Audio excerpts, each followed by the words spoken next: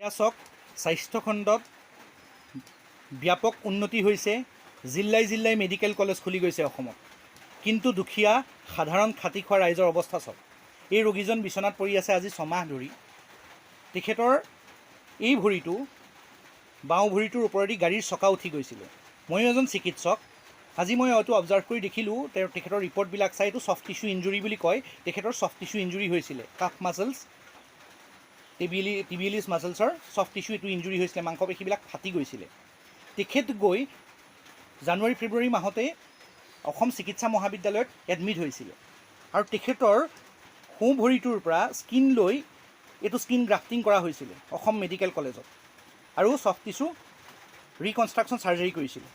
এয়া চাওক, অসম চৰকাৰৰ অধীনত বেৰী হোৱাইট স্কুলছ অফ মেডিচিনৰ অৰ্থাৎ সেই সময়ৰ ব্ৰিটিছৰ দিনৰ Barry white schools of medicine এখন ঐতিহ্যমণ্ডিত পুৰণা চিকিৎসা মহাবিদ্যালয়, আৰু যাক আজি অসম মেডিকেল কলেজ ডিব্ৰুগড় বুলি কোৱা হয়।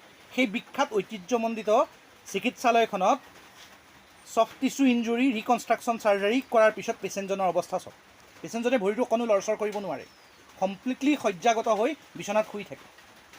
এইটো দেখি এনেকুৱা অনুধাৱন হয়, উপলব্ধি কৰিবলগীয়া হৈছে। মই ৰিপৰ্টখিনিও চালোঁ অলৰেডি, যিহেতু মই এজন চিকিৎসক, যে আছাম মেডিকেল কলেজত তেখেতৰ কণ্ডিশ্যনছটোৰ ওপৰত ছাত্ৰ ছাত্ৰীসকলে হয়তো প্ৰেক্টিকেলহে কৰিলে, চাৰ্জাৰীটোৰ পৰা শিকিলেহে, তেখেতৰ একো সামগ্ৰিক বিকাশ নহ'ল।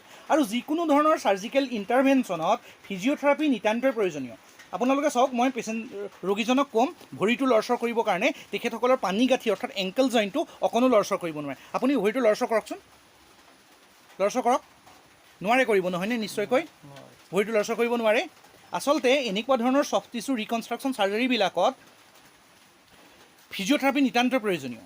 ৰিকনষ্ট্ৰাকশ্যন চাৰ্জাৰী কৰাৰ পিছত স্কিন গ্ৰাফটিং কৰাৰ পিছত লাহে লাহে স্প্লিকাত বস্তুটো বান্ধি পেলাই ৰাখিব লাগে স্লেবত, তাৰপিছত মাজলছ মুভমেণ্ট আৰম্ভ কৰি দিব লাগে। কিন্তু তেখেতৰ ক্ষেত্ৰত সেইটোও কৰা নহ'ল, আৰু স্কিন গ্ৰাফটিঙো প্ৰপাৰ নহ'ল। স্কিন গ্ৰাফটিং প্ৰপাৰ নোহোৱাৰ কাৰণে ছেকেণ্ডেৰী চেপচিছ অৰ্থাৎ ইনফেকশ্যন হৈ গ'ল ভিতৰি। তেখেতসকলে ভাষ্য অনুসৰি তেখেতসকলে কৈছে যে শিল, বালি, ইটাৰ টুকুৰা, নানান ধৰণৰ বস্তু তেওঁলোকৰ ভৰিটোৰ পৰা ওলাইছে। গতিকে ষ্টেৰিলাইজেশ্যন এছেপ্চিছ পাৰ্টটো মেডিকেলত বহুত প্ৰয়োজনীয়, ইম্পৰ্টেণ্ট। সেই ক্ষেত্ৰতো কি ব্যৱস্থা কৰিলে সেইটো এই কেছটো চালেই গম পোৱা যায়। আৰু কমপ্লিটলি ফুলি গৈ ইনফেকশ্যন পুজ জমা হৈ ভৰিটো জঠৰ হৈ পৰিলে, আৰু এতিয়া তেখেতে ভৰিটো অকণো লৰচৰ কৰিব নোৱাৰে।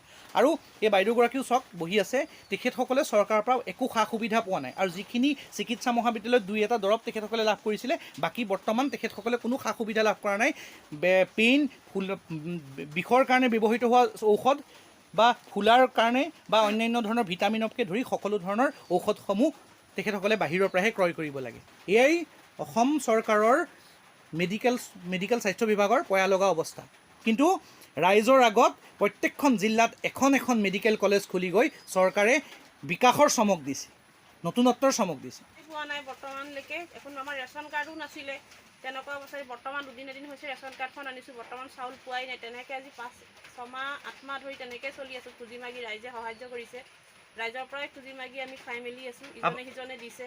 আৰু আপোনালোক বিজেপি চৰকাৰ, শাসনাধিষ্ঠ চৰকাৰক লৈ অকণো সুখী নহয়? অকণো সুখী নহয়। কিন্তু তেওঁলোকে উন্নয়নৰ ঢাক ঢোল বজাইছে, বিকাশ কৰিছোঁ বুলি কৈছে, কিন্তু একো পকেটত আমি পোৱা নাই। মেডিকেললৈ গৈ বৰ্তমান আমি অকল চেলাইন বেজীৰ বাহিৰে মই গোটেই মেডিচিনলৈকে কিনি আনিছোঁ। তাৰ উপৰি আনিছোঁ যিবোৰ দৰৱ পাতি কিছুমানো কিনিব লগা হৈছে। 8 পেকেট ব্লাড দিব লগা হৈছে। ব্লাডৰ কাৰণেও বহুত হাহাকাৰ কৰিলোঁ, বহুত চিঞৰ বাখৰ, বহুত কন্দা কাটি কৰি 8 পেকেট ব্লাড দিব লগা হৈছে মোৰ। অ'কে, ধন্যবাদ বাইদেউ।